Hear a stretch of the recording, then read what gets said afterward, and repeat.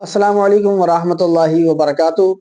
आए दिन कोई न कोई कहीं न कहीं से आप ये खबर सुनते रहते होंगे कि कहीं पर किसी मस्जिद को मिस्मार कर दिया गया, किसी मस्जिद पर हमला कर दिया गया, किसी मस्जिद पर बुलडोज़र चला दिया गया, किसी दरगाह के नीचे मंदिर होने का दावा कर दिया गया।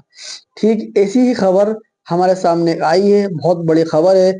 यूपी के फतेहपुर के इलाके में जामा मस्जिद को हाई कोर्ट ने उस पर बुलडोज़र चलवा दिया गया। बहुत अफ़सोसनाक खबर है कि जैसे ही मैंने इस खबर को देखा, मेरा दिल बैठ सा गया कि मस्जिदों को ऐसे मिस्मार किया जाता है जैसे कि मिट्टी के ढेरों को मिस्मार किया जाता है। तो चलिए सबसे पहले ये पूरी खबर सुनते हैं, इसके बाद इंशाअल्लाह बात करते हैं।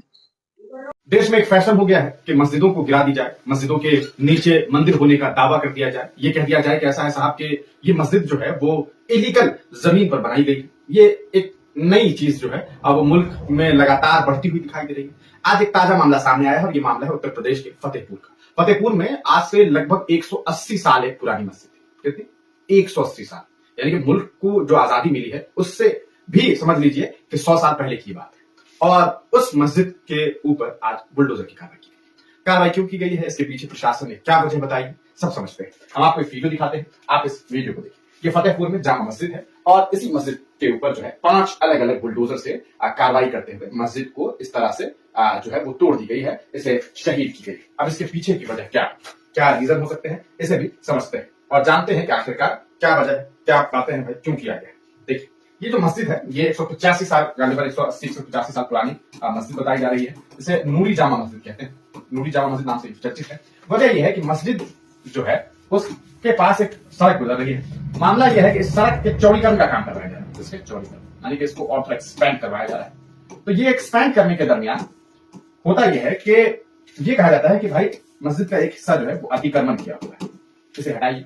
वहां के लोगों का कहना है कि हमने वक्त मांगा था कि भाई हम अपने हिसाब से जो है इसे सही कर लेंगे, अगर अतिक्रमण है तो हम इसे सही कर लेंगे। मामला अदालत में भी है। 13 तारीख को यानी कि 13 दिसंबर को, महज 3 दिन बाद, इस पूरे मामले में हाई कोर्ट में सुनवाई हुई थी। लेकिन उससे पहले 3 दिन पहले 10 तारीख को यानी कि 10 दिसंबर को 5 बुलडोजर पहुंचता है और आप समझिए कि लगभग आसपास में 25,000 लोग रहते हैं।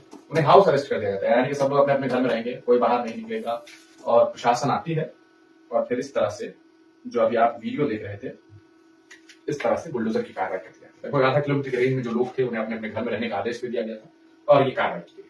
इस कार्रवाई के बाद लोग अब बहुत सवाल पूछे हैं। सबसे बड़ा सवाल जो है वो ये कि ठीक है, मान लेते हैं कि यहां पर अतिक्रमण था, तो भाई 3 दिन बाद 3 दिन बाद 13 तारीख को ही तो इस पूरे मामले पर फैसला होना था। अदालत में कोई ना कोई बात आती, कोई ना कोई बातें कही जाती, इंतजार कर लेते हाईकोर्ट के फैसले का। लेकिन प्रशासन ने ऐसा नहीं किया। प्रशासन को जल्दबाजी थी, ऐसी जल्दबाजी कि भाई उन्होंने कार्रवाई कर दी। अब 13 तारीख को अगर अदालत कह भी दे कि नहीं ऐसा है कि ये जो जमीन है, ये जो एरिया है, यहाँ पर कोई दिक्कत नहीं है, तो क्या प्रशासन दोबारा से इसे जोड़ देगी?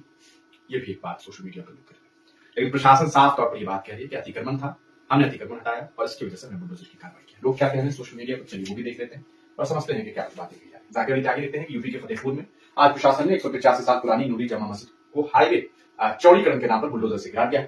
मस्जिद को बुलडोजर से गिराते वक्त इलाके के 25,000 लोगों को हाउस अरेस्ट करने के बाद 500 मीटर के एरिया को सील कर 5 बुलडोजर से मस्जिद को ढाया गया। इस मामले में 13 दिसंबर को हाईकोर्ट में सुनवाई हुई थी, लेकिन आनंद फानंद में 3 दिन पहले बुलडोजर कार्रवाई कर दी गई। यानी प्रशासन ने साफ साफ दिखाने की कोशिश की है कि अब तो मस्जिद गिरा दी, हाईकोर्ट को अब जो करना है वो बात रखना करता रहेगा। और भी कुछ लोगों ने अलग अलग बातें कही, उसे भी देखते हैं, समझते हैं क्या करता है, क्या करें। सूर्य प्रताप सिंह आईएएस है, रिटायर्ड, और आजकल खूब नफरत फैला रहे हैं। वो लिखते हैं, बाबा का बुलडोजर गर्जा मस्जिद पर, दंगाई काफी थर था, अब बात जो रहा संभल।